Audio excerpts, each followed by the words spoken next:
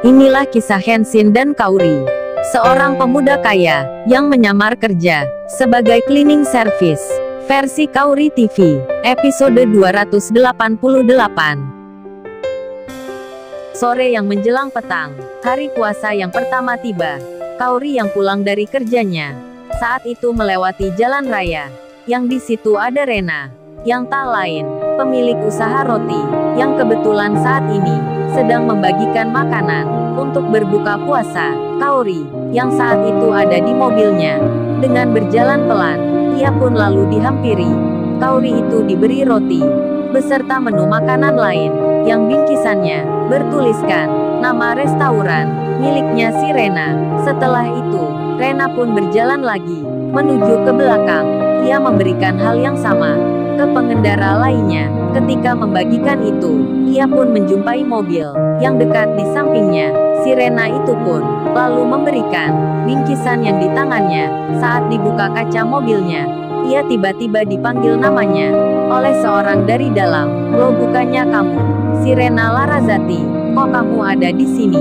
Rupanya itu Niken yang memanggilnya. Si Rena pun terkejut dibuatnya, karena teman sekolahnya yang ada di mobil ini. Kemudian Rena pun bilang, "Loh, kamu Niken, kok kamu di sini? Lagi mau kemana ini?" Niken menyahut, "Ini Rena, aku habis pulang kerja, kebetulan lewat jalan ini." Kemudian secara tiba-tiba, Niken tanpa sadar bilang, "Oh iya, kenalin nih teman-temanku, yang baju putih bernama Shirley." Terus yang mengemudi di depan ini, cewek paling cantik sendiri namanya. Saat akan menyebut itu, Niken langsung terdiam. Ia lalu melihat temannya, karena jadi tersadar, yang dikenalkan ini namanya juga sama. Kemudian Niken berkata, "Tunggu ini, saya ulangi lagi, ini temanku yang pegang kemudi, namanya Rena, si Rena Larazati." Ketika mendengar itu, si Rena pemilik usaha roti, ia belum mengerti, dikiranya Niken bercanda, hingga Renanya Yudis itu menjelaskan, "Kenalin mbak, namaku juga Rena. Saya baru tahu ini, kalau nama mbaknya ternyata sama." Renanya Yudis itu tersenyum. Ia melihat wanita yang diajaknya bicara. Begitu pula sebaliknya. Jadinya, di antara mereka pun saling ada keterkejutan. Si Rena pemilik restoran lalu menjawab, "Oh, ternyata nama mbaknya seperti yang disebut Niken. Salam kenal kalau gitu. Senang bertemu Mbak Rena juga." Niken dan Shirley tersenyum bersama. Mereka tak menyangka menemui kejadian ini. Lalu bingkisan makanan itu diberikan.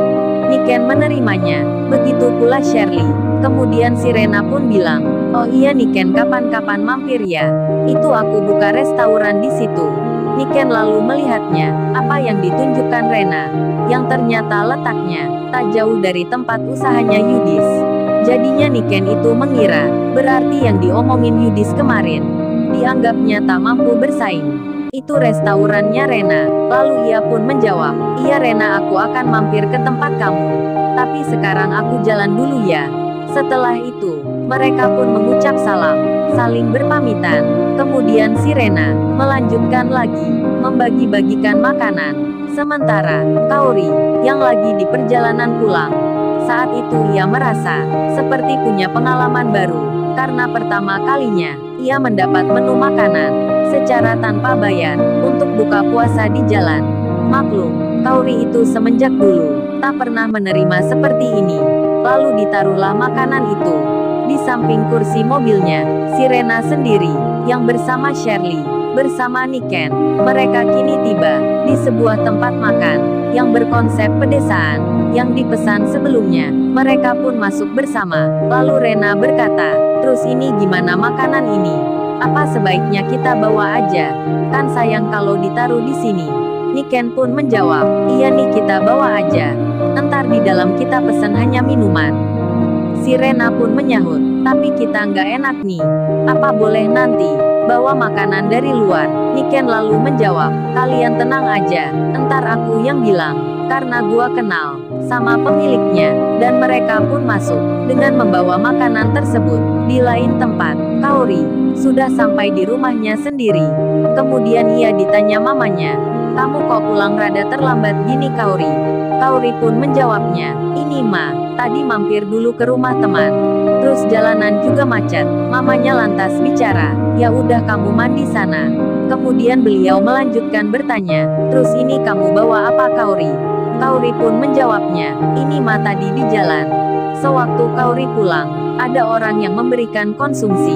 Kaori dikasih orang itu. Katanya untuk berbuka puasa. Ini mah bingkisannya." Mamanya menyahut, "Kamu kok mau aja Kaori? Kan kamu bisa beli sendiri. Itu kan untuk orang yang membutuhkan, yang sedang puasa di jalan." Kaori lalu bilang, "Iya sih Ma, tadi Kaori udah nggak mau. Tapi dipaksa aja, katanya nggak apa." Ya udah Kaori menerima, daripada nolak Ma, entar dibilang sombong. Mamanya pun menyahut, "Kalau gitu entar kamu harus makan itu." Menghormati yang mengasih, Kaori menjawabnya, "Baik Ma." Lalu Kaori pun masuk ke kamar. Diletakkan makanan itu di atas meja. Waktu pun berjalan, malam kini telah datang. Iwan yang di tempat kosnya terlihat sedang memainkan handphonenya. Ia nampak berpikir-pikir, seperti membayang-bayangkan. Kemudian, entah mengapa, ia pun memberanikan diri untuk mengirim pesan ke seorang wanita yang kemarin pulang bersamanya. Iwan itu menulis kalimat. Lalu, bagaimana kisah selanjutnya? Subscribe channel ini untuk episode berikutnya. Terima kasih.